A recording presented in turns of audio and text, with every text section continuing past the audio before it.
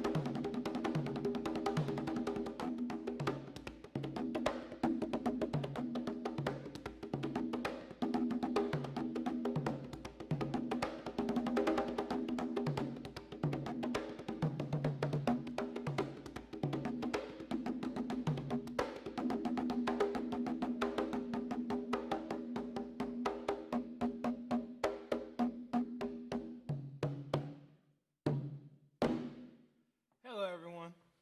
I'm glad to be here with SPSCC. Thank you for inviting me out. So, I'm an ethnomusicologist. My focus is on West African and African American music. And on the West African side, it's specifically based upon the Yoruba people of the southwest region of Nigeria. Today, we're actually going to go over some Afro-folklore concepts from both Nigeria, and we're going to see how they actually were brought over throughout the diaspora, throughout Cuba, Trinidad, and even here in the United States. Some of you might be wondering, why was he drumming with a mask on? Well, currently, in Washington State, our numbers for COVID-19 have been rising. And so Governor Inslee's issued, stay-at-home order again. And so I'm having this mask on to say that it's important for us to protect our own safety and the safety for others. So everybody, remember, try your hardest to stay at home and stay safe. But since nobody's around me at this moment, sorry about that, my mic fell off. So since nobody's around me at the moment, I'm going to take off the mask because I think we're pretty safe. And we're going to start discussing Yoruba music. First of all, I started off with playing actually conga drums, which are not Yoruba drums. Congas have a very interesting history. So during the transatlantic slave trade, African slaves who were brought to Cuba used the materials they had and the concepts from various tribes, from the Ghana and from even the Congo, the Ngoma drums. And they came together with congas. Congas play both rhythms that did originate in West Africa and rhythms that were developed within the Afro-Cuban musical and cultural complex. The first instrument that I'm going to go over, actually, I'm not going to go over an instrument first. I'm actually going to discuss even how music is even presented in a lot of Yoruba culture. Storytelling is a very huge component to African music, especially within the Yoruba epistemological framework. For instance, you might tell a story through song. You might tell a story through dance and whatnot like that. And that concept has actually traveled throughout the Americas. You see it a lot of times in African American folklore music, when, in spirituals and hymns, and even, and even our storytelling, like, for instance, John Henry, there's a song that goes along with that, right? And it serves as both an ability to make the story come alive, and also so it can be easier to transmit generation to generation for memory.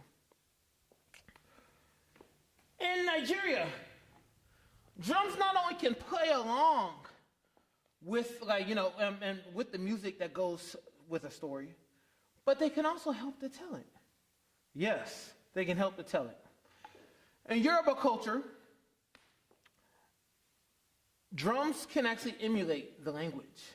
The reason being, because the Yoruba language is a tonal language. Yes, the tones are basically similar to our concept of do, re, mi, right? And so the drums emulate the three tones of the Yoruba language, and they send messages. In old times, drummers would actually send messages across townships and villages. They would even contemporarily, they even play for kings and chiefs, and even amongst themselves for popular music. You hear messages coming from the drums. I'm going to actually give an example. This is a talking drum. In Yoruba culture, it's called dundun. But this drum actually is not a Yoruba dundun. It's actually from a Ghanaian drum. But basically, the Yoruba dundun looks very similar to this, and it's still a talking drum, right? Sorry about that. It's a little bit cold in here, so the drum's not sounding as it normally does.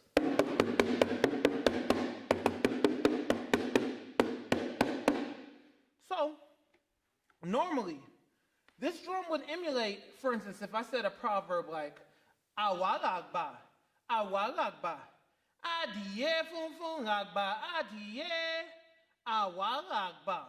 The drum would be able to emulate it, for instance.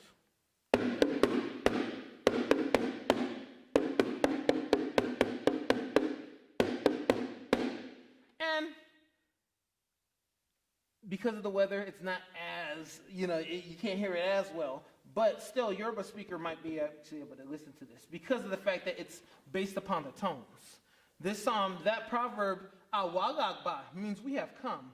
Awagagba, we have come. Adiye funfun agba, adiye awagagba. And that means that the chicken with the white feathers has come. We have come. That's a proverb for those who are elderly. In Yoruba culture, those who have gray hair are actually seen as being extremely wise, and even as a symbol of wealth. Because anybody who lives a long life or whatnot like that, we automatically, look at that person and we say, oh man, this person must have been through, good, Maybe it's a little bit of bad, but this person definitely throughout their years must have acquired some wisdom. So it's a sign. It's a sign of actually, it's actually this proverb right now is actually a praise to that. You would praise, maybe say this for a chief, king, or even maybe a strong elder in the community. And yes, before I continue on, I'm going to let you know each one of the drums, except congas, has a story that goes along with it. All right. So yeah, we're going to do some story telling. The next is agogo. Yes, agogo. We have cowbells. And in Yoruba and throughout West Africa, they have bells as well. In Yoruba, the Yoruba word for the cowbell, basically, well, this isn't even a cowbell, but for a bell, is agogo. Agogo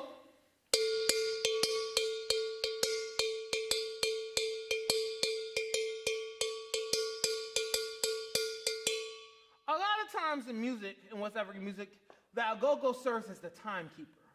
Yes, so while the drums might be in communication, sometimes there might be a lot of soloing, even amongst multiple drums, you hear the timekeeper staying consistent.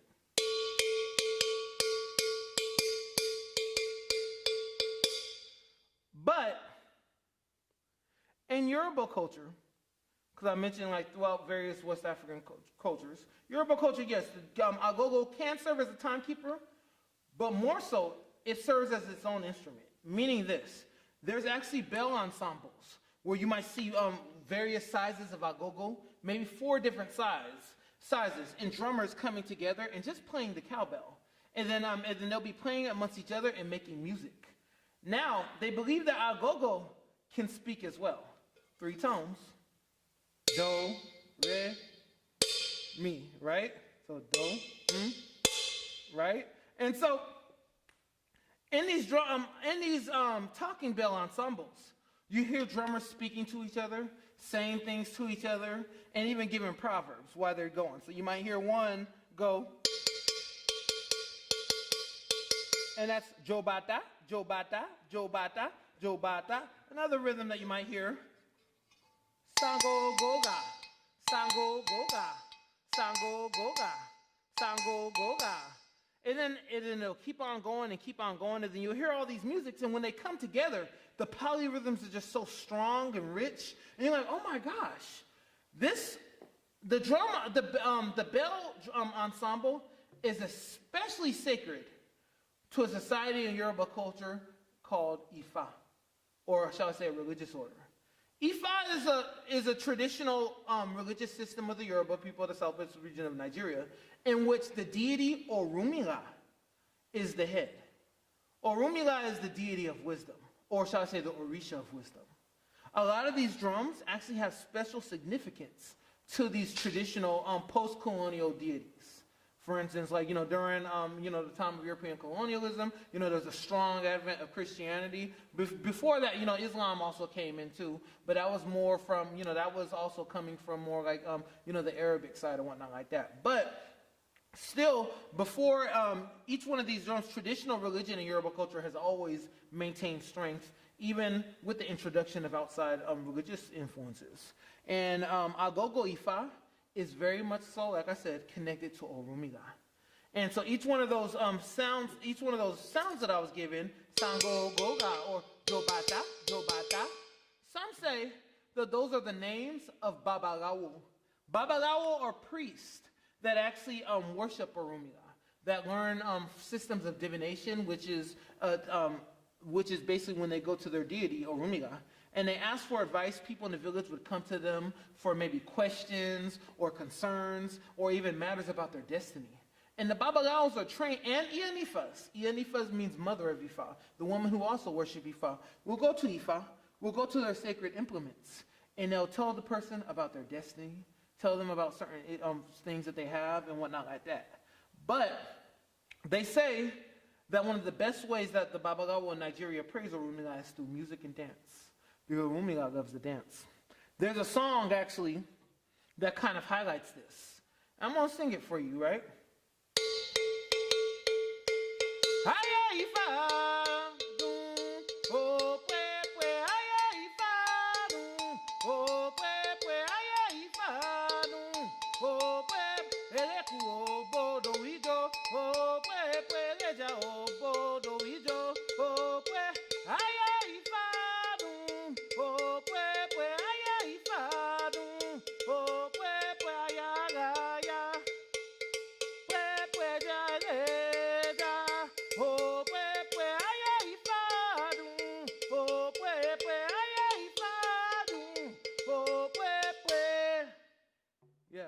So that song is literally saying, the life of Ifa is good.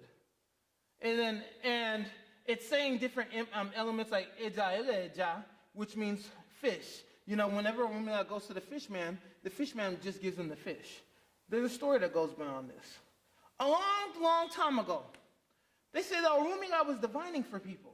People were coming to him for help and for assistance and whatnot like that. And every time he would divine, it would always come true. He started to help out so many different people in their lives. The fishman, the person who was selling beads, all kinds, even the king.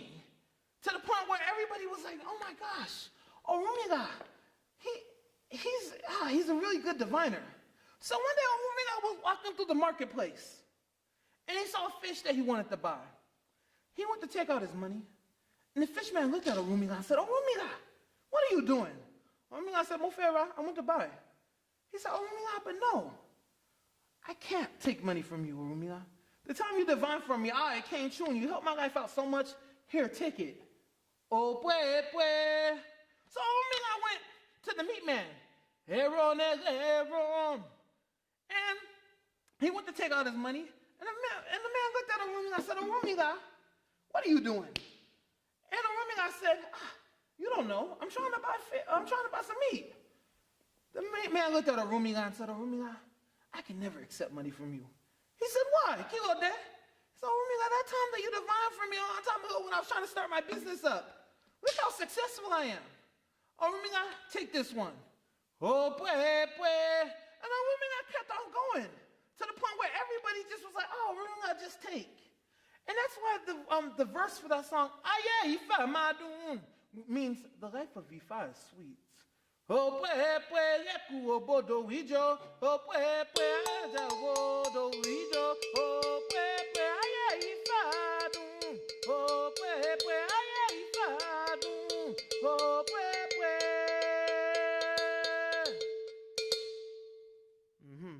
So, I have another story about Agogo and Igi. Igi means stick in Yoruba. So a long time ago, Agogo was kind of confused in life. And so he went to a Babagawo. He actually went to Orumila and said, Orumila, I have all these things I want to accomplish in life, but I don't know if I can do them. Orumila cast the Ifa, and Oyekumeji came up. Orumila looked at Agogo and said, Agogo, you don't know that as long as you continue to go on your pathway, I promise you, you will never break. And said, even as many people try to beat you like Agogo, I'm like Iggy, you won't be the one to break, but it'll be Iggy that breaks instead. Or it'll be those who try to get in the way of your destiny. So Agogo looked. He performed the ritual that Orumila told him to do. And from that day on, Agogo would make a fierce, strong noise. And Agogo, the bell, would never break. Instead, it would be Iggy. The Agogo represents having a strong destiny, knowing your direction in life, and knowing that as long as you're doing what you came here to do, it won't be you that breaks at all. Even if things look dark, even if things look like, I don't know if I can accomplish this one or not. Agogo says that, there's no way that you can break. So, another instrument that I want to talk about, shekere. How I love shekere. How I love shekere. I'm actually going to play for you a little bit of shekere before I talk about shekere.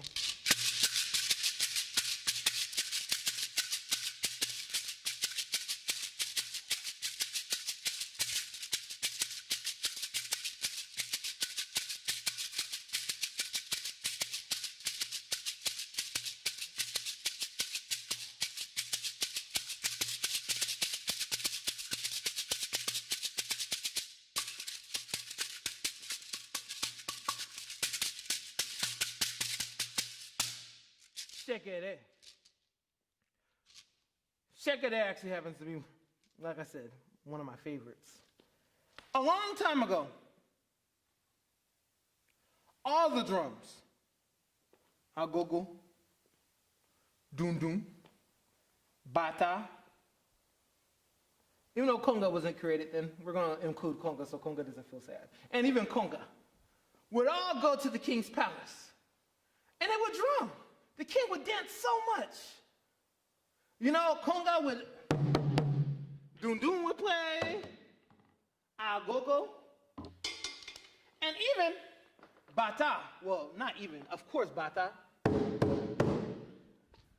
And they would all play, and Shekere would be in his house. Well, her house. Sad, because Shekere would hear the noise, but nobody invited Shekere. So one day, Shekere went to Orumiga, and Shekere said, Baba, you go there. Why? Why is it that when they all go out, they never invite me? I'm all alone. Nobody invites me to play. The kid, Orumiga looked. He said, I don't know, Shekere. Let me go ahead and do this one. So Orumiga went and divined and looked and said, Shekere, listen to me very well. In 7 days, the king's going to invite all the drums to the palace. And Shekere, I want you to go with them. Shekere said, me? I said, yes, no. Shekere said, but they didn't invite me. I said, but I told you to go, Shekere, so go. Shekere said, okay.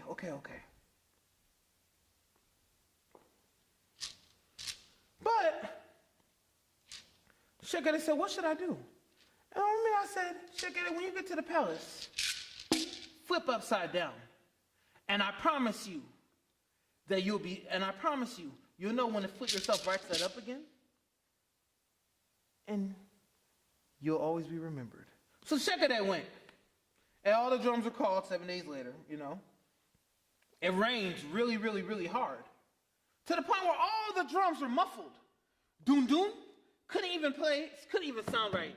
Almost like how doon doon sounded now, right? Agogo was getting too rested. So Agogo couldn't play. Conga sounded like this. Even Bata couldn't make a good sound. But Shekere flipped all the way down, upside down. And so the king said, so who's going to play for me when I dance? Shekere, all the drums were like, we don't know. Me omo, I don't know. Shekere said, me. King looked at Shekere. He said, you? Shekere? Shekere said, me. The king looked and said, you, Shekere? And Shekere said, yes. And he said, okay, well, play for me. So Shekere got up and started to play. Shekere go banjo, Shekere go banjo, body joni, Shekere go banjo, Shekere go banjo, ipatundi bijoni, Shekere go banjo, Shekere go banjo, ayamumi bijoni, Shekere go banjo, Shekere go banjo, Richard Dunson, Shekere go banjo,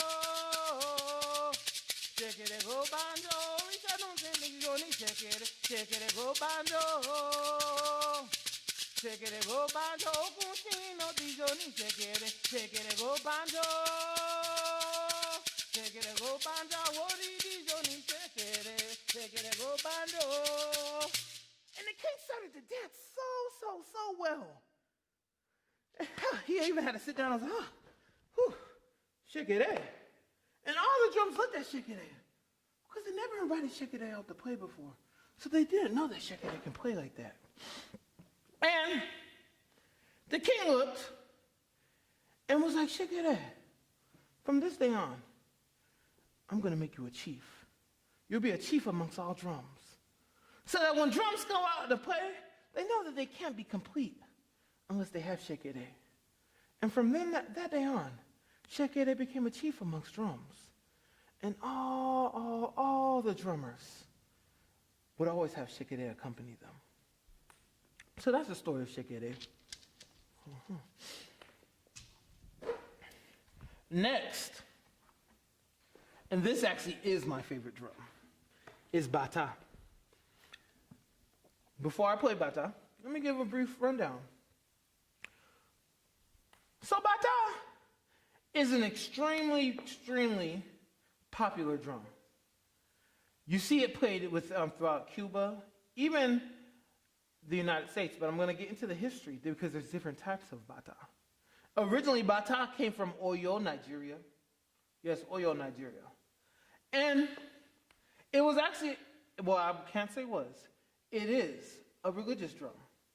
While they use bata for secular purposes in Nigeria to this day, like you might see bata for weddings, you might see bata for, just celebrations, even in Fuji music and whatnot like that. You see it in all kinds of contemporary art forms. Bata, original purpose was to drum for the Orisha Shango. Yes, Shango. Shango is the Yoruba deity of thunder. He was represents strength and bravery. Even fire, because they believe that his brother Ogun gave him fire, right? And so even to this day, you'll see the Shango priests in Nigeria, especially Oyo, during the Shango festivals, blow fire out from their mouths to represent this fearsome king that teaches his people never to have fear, and they'll always be protected. So the story goes like this. About that.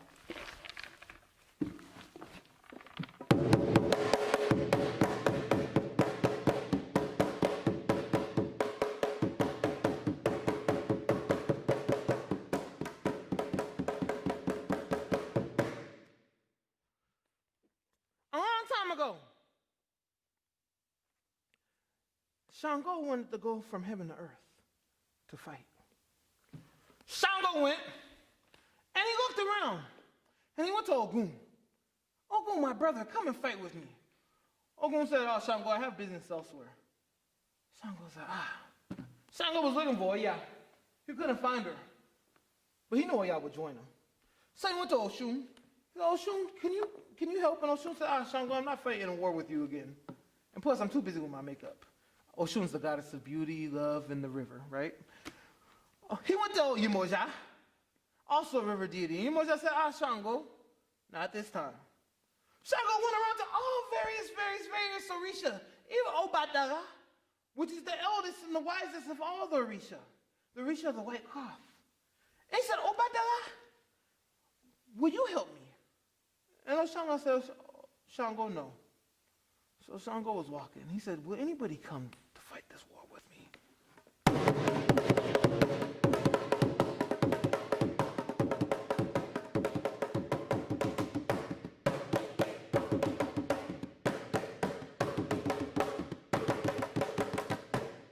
Shango turned around and saw a woman, a beautiful woman, and said, do you know where that noise came from? She just looked at him. And Shango kept on going.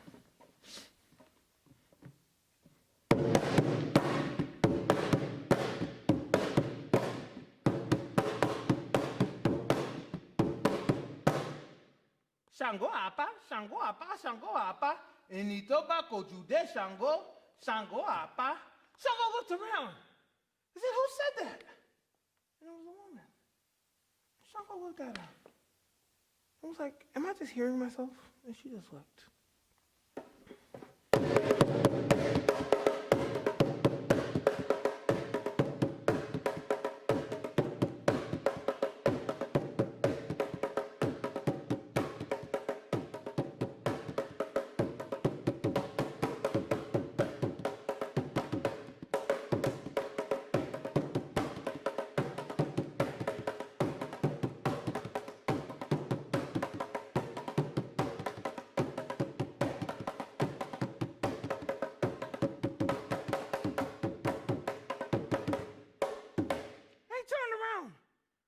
Saw a drum, bata, and it transformed into a beautiful woman.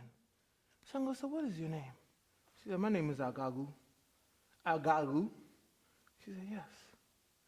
And Shango said, tell me about yourself. Agagu said, Shango, I've seen you, I've watched you, and you've inspired me. So Shango, from this day on, wherever you go, Bata will be there with you. Bata, you will never be alone in battle, Shango. You'll be never alone in the things that you choose to do, Shango, because Bata will always be beside you. As Oya is your wife, Bata will be your drum. And from that day on, Shango and Bata had gone everywhere with each other. To the point where even drummers, this drum right here, is not a drum that anybody in Nigeria can just pick up, or anybody in general. Drummers actually go through sacred rites to be able to touch Bata. Even now, you see how I put my Bata on red cloth, which is the color of Shango. This drum is a very sacred drum to the Yoruba people, the southwest region of Nigeria, and also sacred throughout the Americas. So, I mentioned to you before that Bata has drums throughout the diaspora. During the transatlantic slave trade, slaves were brought to Cuba, Afro-Cuban slaves. And Bata actually was able to be maintained in its own light in Cuba. The African slaves, they would come together, they built Bata, similar to what was built in Nigeria, and they actually drummed and preserved a lot of the culture, and even developed their own Bata culture within that. In Nigeria, most places, except the Ijebu region, but most places in Nigeria, they use this leather kind of whip, which is called bilaga, almost emulating the sound of thunder, Shango, right? In Cuba, one of the transformations that was made is they don't use bilaga, but they use their hands.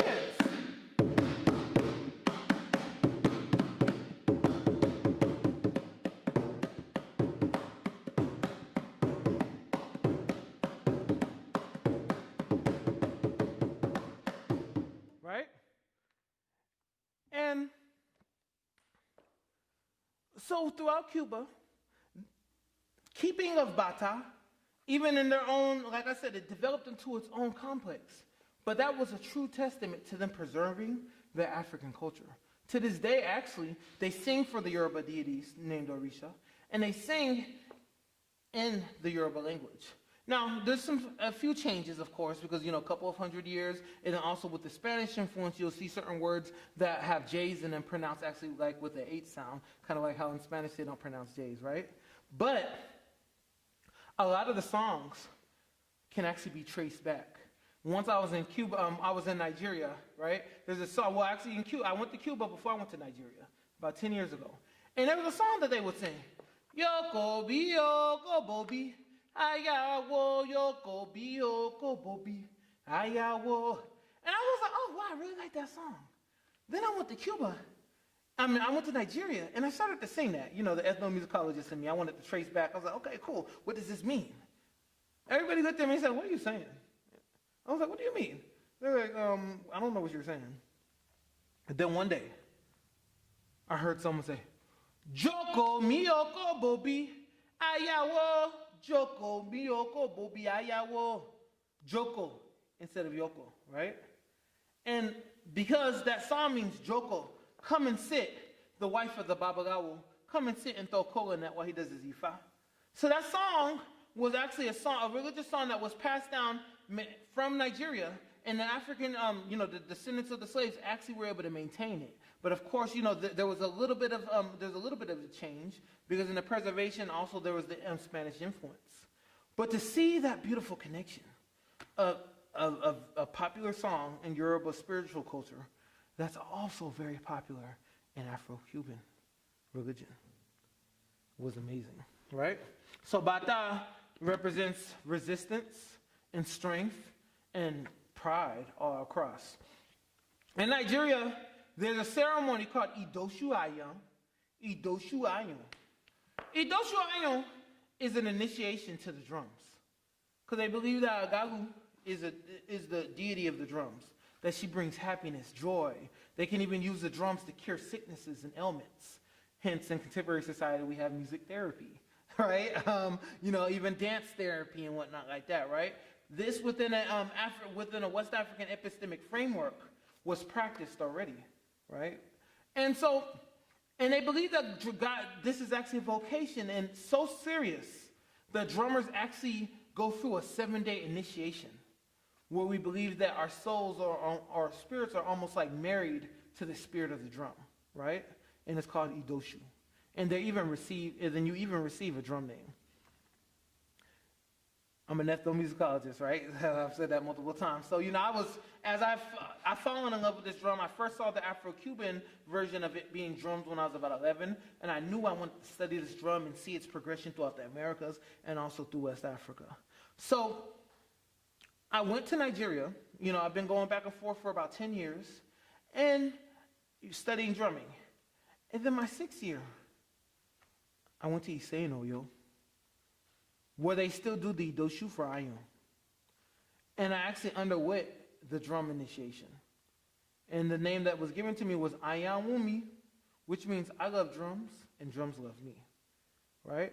In this ceremony, like I mentioned before, throughout the diaspora, Bata drums represent resistance, and they represent even the ability, no matter how hard of a situation is, to never let go of your root, to never let go of your ancestors, to never let go of the Orisha, right? I was actually the first African American since that time to be initiated into that society. And so that was a very big honor for me and whatnot like that. And I'm still a student of the drum to this day. But as you study, as I studied, it was like, this is actually a lifestyle. And this drum, like many other drums, they have, there's like, they're more on a secular level, right? This drum, I would say, is still very much spiritual for the people, and it represents ancestry, it represents stories of, memorizing stories, memorizing songs, so that you can pass down those to the next generation. And the adventures that I've had even in watching this drum and watching the various societies, you'll see them drumming for Egungun, which are the ancestral masquerades. I'll get into that. You see them drumming for Orisha. You see them drumming for kings, for chiefs, and whatnot like that. But at the root of this drum, they always still drum for Shango first. I'm going to play a song for Shango. And it's Shango de oko yawo. It's a very popular Shango song, which means Shango has come, the husband of Oya, which is also the Orisha of lightning and whatnot like that. The one who destroys the liar at the side of the road. Because they say when faced with Shango, one can never lie.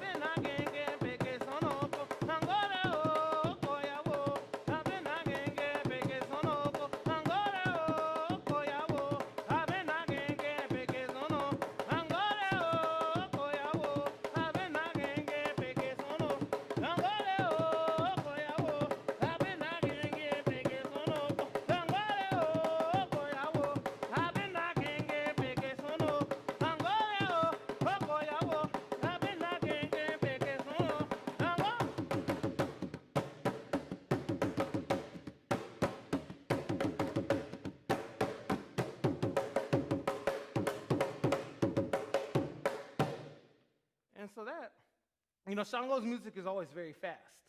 So you'll see like,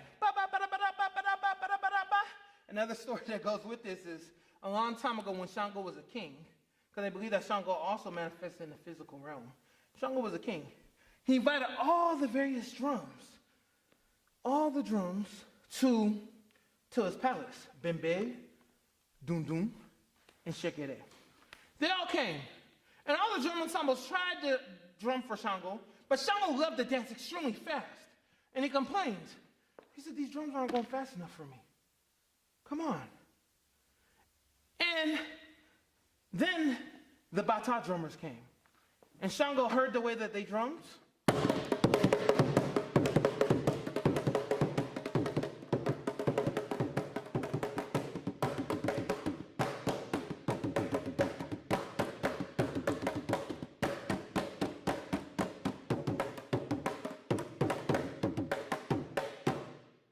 And he said, these drums from now on will be mine and will accompany me wherever I go. And so from that day on again, Bata became Shango's drums.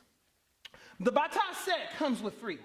The largest is Iya, Ilu, I-L-U, right? So Iya, I-Y-A, I-L-U, Ilu. And that means the mother drum. This represents the mother. There's a second one that looks like Iyalu, but smaller, and it's called Abo. That's basically the father. And then the third is Omle Meta. Omle Meta can also speak the Yoruba language. As you can tell, it has 3 tones. However, Omle Meta rarely is actually primarily the timekeeper. For instance, let's go ahead.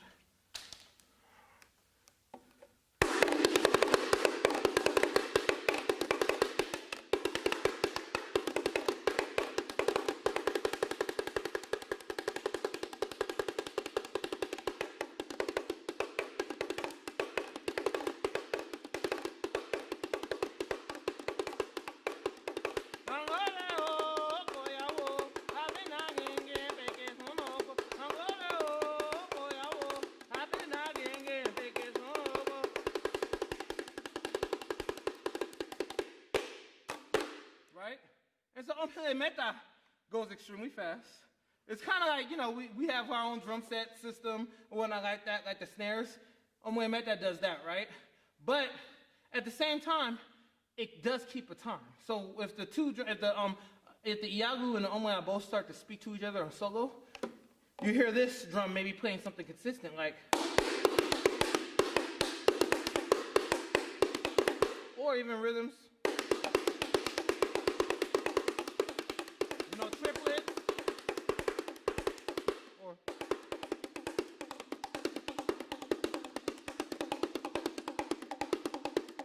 and to that, people would groove.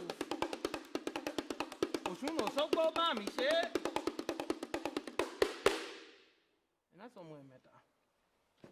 So yes, each drum has its own role, very specific role.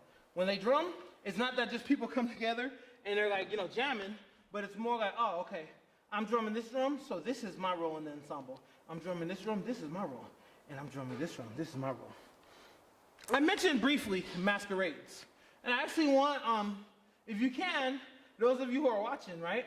And I do lectures on this as well. You know, you can reach out to the Hawk Foundation for those. But look up Egungun. Egungun. E-G-U-N-G-U-N. Egungun. E-G-U-N-G-U-N. And those are the masquerades of the Yoruba people of the southwest region of Nigeria. They represent collective ancestors and, you know, various like basically spirits for like protection and whatnot like that, right? But definitely like the ancestors. And these masquerades change village to village, even their dances, right? But bata is a very important drum to drum for the Egungun. They believe in Yoruba culture that Egungun are important for maintaining balance. Because we know that it's important to transfer culture from elder to children, and then those children will grow up, and then they'll transfer a culture. Even our grandparents, that's why we treat them with so much respect. And you know, in Yoruba culture, African American culture, and cultures throughout the world, because of respecting the wisdom that they have, and understanding the chain of transference. So the Egungun help us to remember that, to know that, and even to clear away negative influences that will affect the family line, that will affect the transference of the culture, of the society. So drummers who drum for these Egungun have a very, very, very important role within the Yoruba cosmology.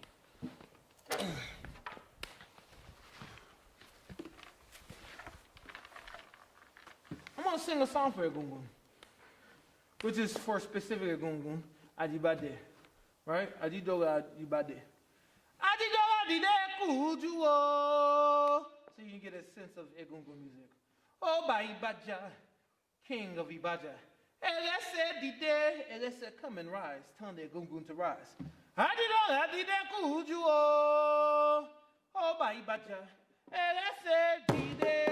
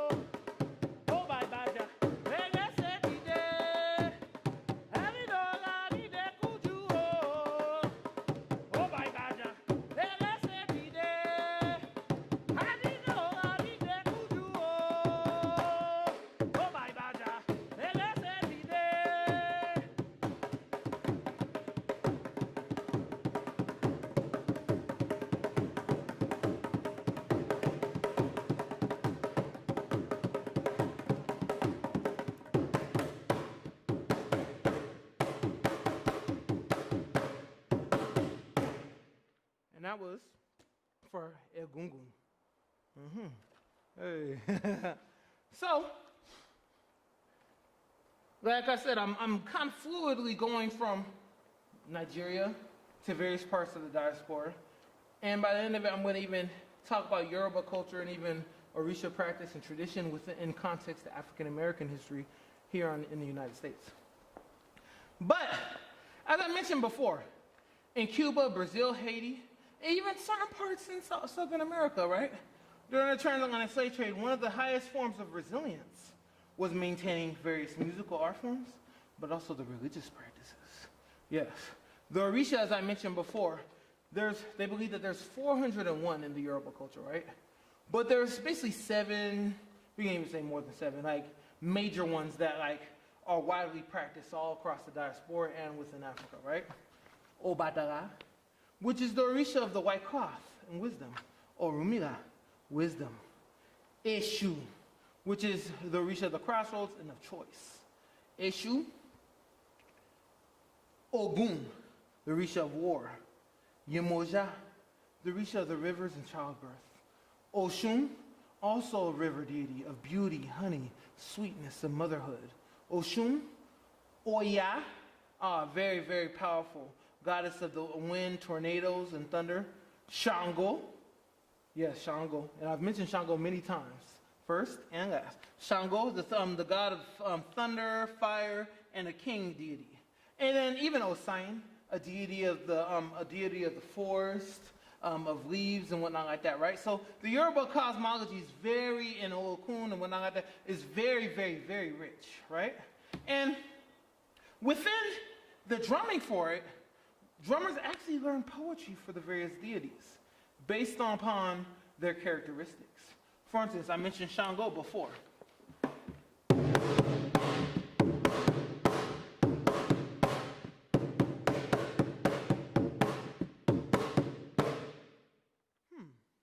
I was saying, Shango apa, Shango apa, Shango apa, Initoba kojude Shango, Shango apa.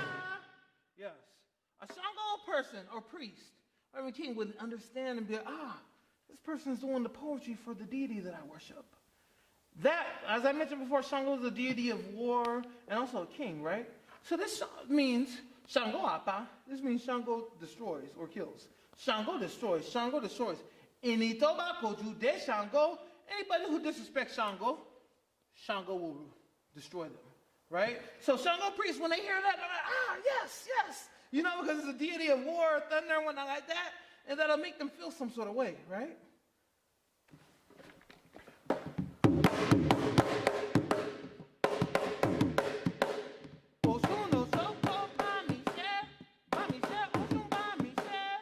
And that means Oshun Oshogbo. Oshun, there's a huge West African festival that happens in Oshogbo, right? Every year at the Oshun Grove. It's actually the largest one in West Africa. People from all across the world go to look at to basically worship the goddess Oshun, the goddess of the rivers, honey, sweetness, and all of that, right? And this means Oshun Oshogbo, Ba Mishe, Oshun Oshogbo, come and bring us. Oshun Oshogbo, Ba Mishe, Oshun Ba Mishe, which is Oshun bring us all matters of goodness, all matters of sweetness, all matters of great things, right? The goddess of the river.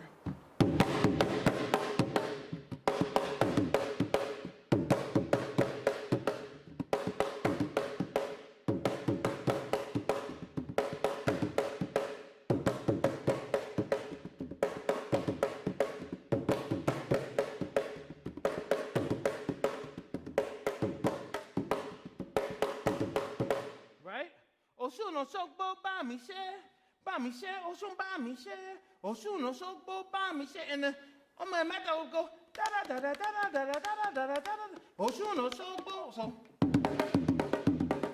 Oshun Oshogbo Ba Mishe, Oshun Ba Mishe, Oshun Oshogbo Ba Mishe, Oshun Ba Mishe. So now I know you're getting an idea for how Yoruba music is conceptually developed, right? You know, it's really poetry, where they'll keep a beat going, right? And then the drums will actually start singing poetry. Yes, poetry and going off. And so someone who doesn't understand the Yoruba language is like, oh man, this is a nice beat, hold up. But Yoruba speakers, they'll be like, wait, this is a nice beat. And wow, he's saying something here. And that's how, communication is such a key element in Yoruba music. To the point where in order to even drum, drummers have to be versed in the poetry. There's a rhythm for Oshun as well. And, to a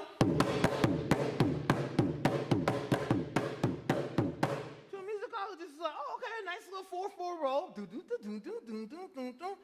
But in the Yoruba culture, because of the way I'm placing my tones, I'm actually saying something.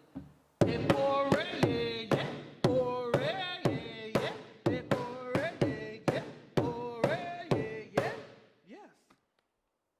I'm doing a praise for Oshun.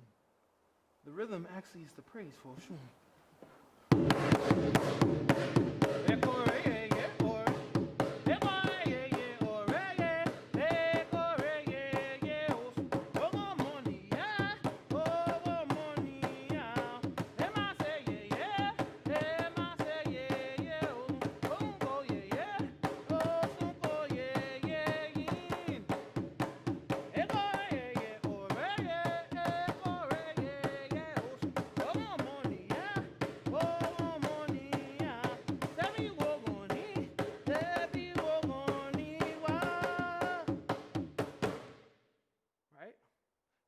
With the song, and so there's two people singing, me and the drum at the same time, right? So, and let me I moved to Oshun, but I didn't give a story, right? And that's very important. Some of you might have heard about Oshun before. Now actually Yoruba culture and even the spiritual practices are actually moving more and more to mainstream society, mainstream art. We've heard even in a lot of Beyonce songs references to Oshun and Yemoja, the river deities. You're seeing a lot of popular musicians mentioning various deities. Even Jadena, Jadena, even though he's Nigerian, he's Igbo descent, but he's still referring to a lot of Yoruba deities in his music, right? And so as I mentioned before, Oshun's the goddess of beauty, love, childbirth, protection, and whatnot like that, and just divine femininity. A long time ago, in Odu Oshetra, they say that all the Orisha wanted to go from heaven to earth. And Oshun looked at them and said, that's okay, you can do that. However,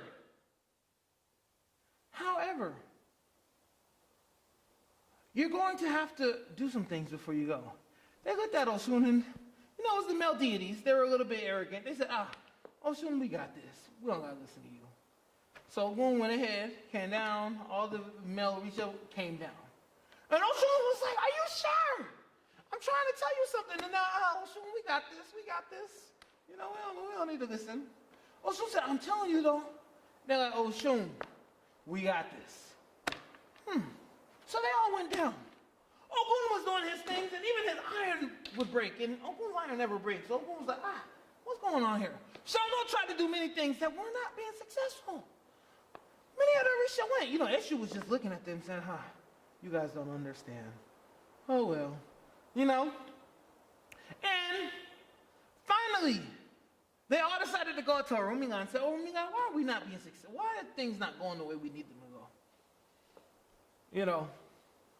Orumiga looked at them and said, you want to know why, right? No, yeah. You don't know? You can't come from heaven to earth without first going through a woman. Oh, dear, let's say, deal, go, whoa. Go, yeah, oh, die me, about me, oh, yeah. Yes. Before you do anything on earth, you have to first go through a woman. And they looked at Oshun and they said, that's what Oshun was trying to tell us. So they all went to Oshun and they prostrated before Oshun. Because that story teaches us that it's very important to respect women. And that's very important it's very important to prostrate and respect the power, because we know that every man has to first come to a woman before he can come into this world. And so from that day on, Oshun was, everybody would rejoice and sing and praise Oshun's names, because we understood that it's important to respect the mothers, and then things will be well for us.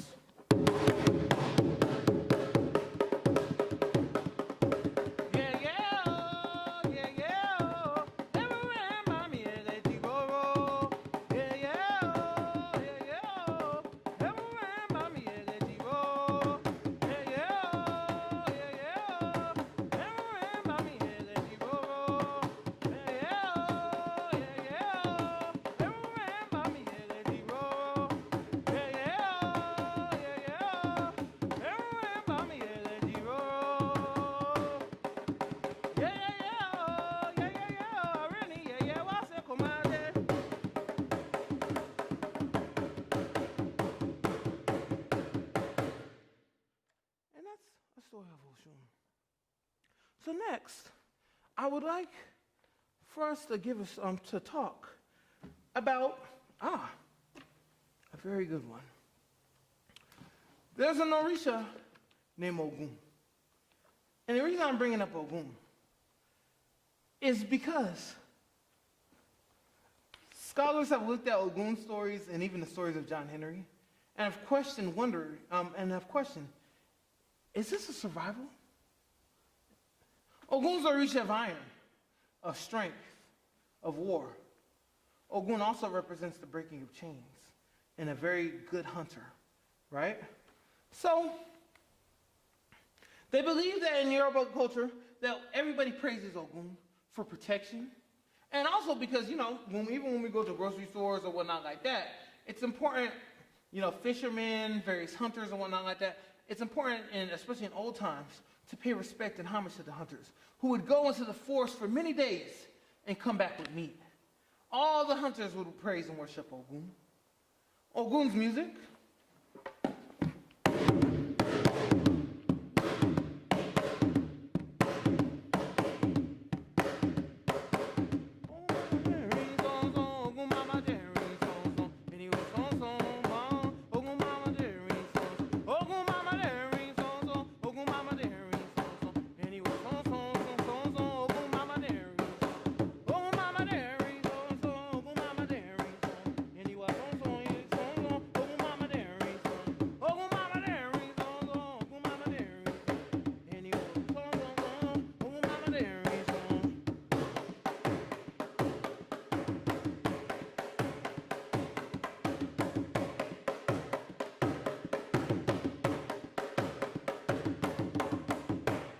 Right? And so, Ogun's music, of course, there's a nice flow to it in the beginning, but it gets extremely, extremely, extremely fast, representing the hunter's dance, right? And of course, hunters can move their feet really fast. So there's a lot of fast footwork to this. So, as I was mentioning before, throughout the diaspora, you hear stories about Ogun. In Cuba, they believe that Ogun was the primary factor in freeing the slaves. And in Haiti, too. They worshiped Ogun as one of their deities, right? So, the Yoruba people belong to a larger group called the Byrd ethnic groups, right? And their languages are all very similar. It's like going from Spanish to French, or even Spanish to Portuguese. So when you have the Yoruba language, but then further in, you have in Benin, you have Ewe and you have Fombe. Those are all part of the Byrd ethnic group. So they have three tones. They're very tonal, and a lot of their words are very similar. So even because there's so much similarities, even some of their deities are the same. For instance, in Yoruba, and we're going into African theology, right? So even in Yoruba culture, they have Ogun, but in Benin, they have a deity of war named Gun. Yes, who's basically the same deity as Ogun, with a little bit of cultural differences, right? And so within the Haitian Revolution, as Ogun was always worshipped throughout West Africa, in Haiti, he transformed into a deity that needed his people to be free at any cost. And so during the Haitian Revolution, Ogun was one of the major deities that they worshipped for freedom. As I mentioned before, scholars have looked at even the story of John Henry, working on railroads with his sledgehammer or whatnot like that, right? And connected it and said, There's a lot of similarities. A big, strong man who, with his people just like to work and whatnot like that. And even how he died at the end for his people. So even looking at like various aspects or even manifestation of this folkloric storytelling of Ogun throughout the diaspora is amazing. In Brazil, you see Ogun practice in their spiritual practice, in their religious practice called candomblé, right? So Ogun's definitely a very, very, very popular Orisha, both in Nigeria and also here in the United States. We're going as time's good. Okay, perfect. So we're going to open up. First off, I just wanted to say too, Yoruba music was made popular in the United States because of the transatlantic slave trade. The way that slavery went or whatnot like that was a little bit different, like in the Caribbean versus the United States. One of the major factors was actually the religion.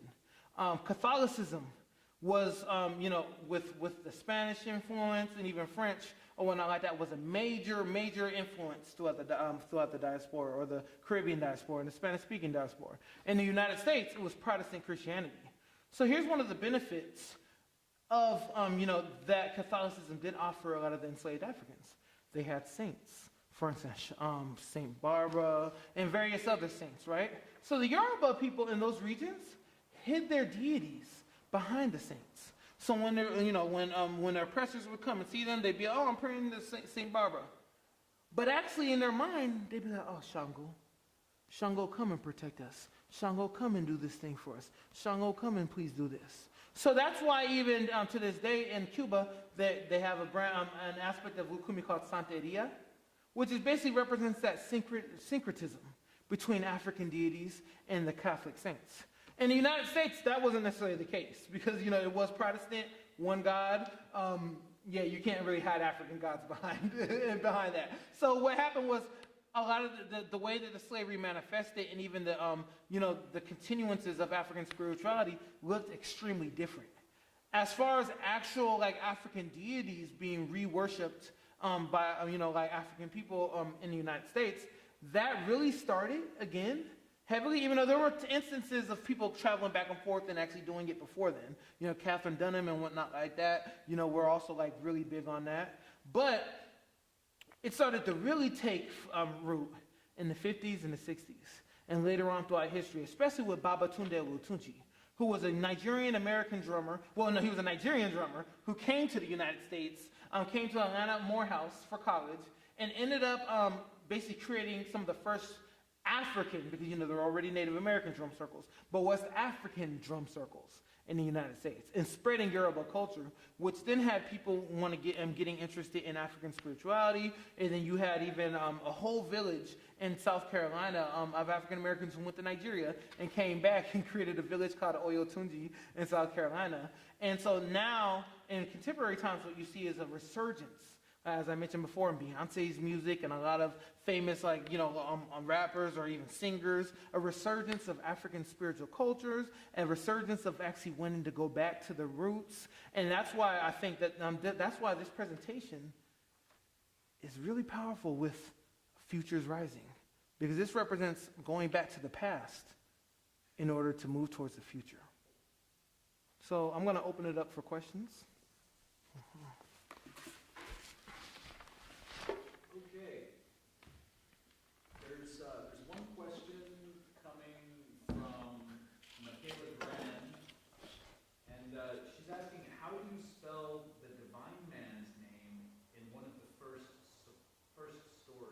Shango or Orumiga?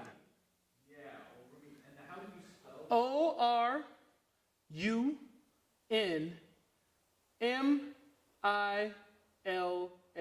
Ourunmila. Orumiga. Mm-hmm. Perfect. Mm-hmm. So I have a question. Yeah. While we're waiting for others to pose questions, my question is, are there rituals that go into making these drums? Yes. And how does that play into the narrative and the stories? Yes. Some of them, there are some sacred and even some secret rituals that go into them. But then there's also known things like the drums actually specifically, especially for these ones, agalu, are used with antelope. So antelope is very sacred to these drums, right? And it's a very sacred drum to Oya, which is one of the deities of the thunder and lightning too, right? So these drums are very important. There's a lot of prayer that goes into these drums. Even when they're made, eventually every, drummers are, given their own set. And then that's when they go through a 7-day ritual that represents them and the drums almost becoming one. So then so even with that, like a lot of times when people see a drummer who drums these type of drums, like, congas and even dundun and some other drums are more like secular drums, but when it comes, dundun actually isn't that secular, but it is. But, when they see Bata drummers, they even call them, they'll be like, oh, Ayun. And Ayun represents the society of drummers that are like actually from, that actually went through, that are actually that praise the drums as well, and that the drum is actually a part of their lifestyle. Mm-hmm. So, Melissa Mead, who is Dean of the Humanities here at South Puget Sound, she says, this was a wonderful afternoon of storytelling and music. Thank you so much. Oh, tell her you're welcome. So, I don't have any more questions here.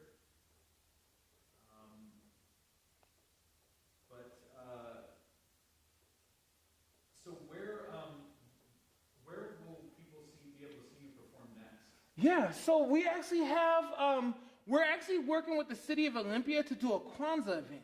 So we might even do a drum, a drum Kwanzaa event and have various drummers come and then just even talk about the ethnomusicological breakdown of the drums, the regions where they come from, what various drums and dances mean. So that's gonna be posted soon, and I'll actually go ahead and send you the information for that as well. And so, we're talking with City of Olympia right now to have that hopefully happen near the end of December. And Michaela Grand, again, a follow-up question to that one. Do you have public drum circles where people can observe or join, or did you before COVID? I did before COVID, and actually we're working right now to doing virtual drum classes and whatnot like that. We have drums, and with the different institutions or organizations that we work with, we make sure that they can be supplied to people on even just on a loan basis, and then we actually do virtual drum classes. We're also talking in the works with Nisqually for actually doing some social distance drum circles. So, the good thing about drums is they're pretty loud, so you can be about 6, maybe 10 feet away from a person and still have a nice drum circle going on. So that's one thing we're going to do, and we're going to, as far as even drop-in classes, we're going to be working on that for the new year, and I'll definitely get that information to SPSCC. Mm-hmm. So I have questions Mm-hmm. to that. You mentioned working with Nisqually. Yes. So do you find, playing in, with drummers from, the Salish community, Right. do you find overlap Yeah. in the drum and story? So we do, automatically, when I reached out to them, and when they talked to me, last year, they actually had me come and drum for, their Thanksgiving celebration, for Nisqually on the reservation. And it's so interesting, whenever I talk about drums and telling stories and the spiritual connection, all the drummers automatically start drumming, and we're like, yes, we get each other, we know. And so it's, a lot of that relationship is more we kind of already it's oh yeah, okay, these drums mean this to you, these drums mean this to me too. Hey, we actually have a special ritual for how we make our drums too over multiple times and days. So, the drum as even medicine, we're talking about doing some even cross-cultural, Native American, African American drum, even come together in drum circles and whatnot like that, and talk about even the medicine that drums provide. Because, and of course, in indigenous peoples of this land's culture, drums are medicine. In West Africa, drums are medicine. Mm-hmm.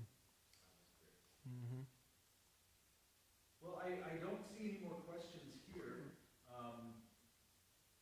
Is there anything else that you'd like to add? Or? No, I'd like to say thank you, Sean, for hosting me. Thank you, SPSCC. And if you want to know more about things the Hawk Foundation's doing, go to our website, hfeducation.org, hfeducation.org, and yeah, we'll keep you posted. Well, thank you so much. All right, perfect. Thank you, everyone, for tuning in. Yeah.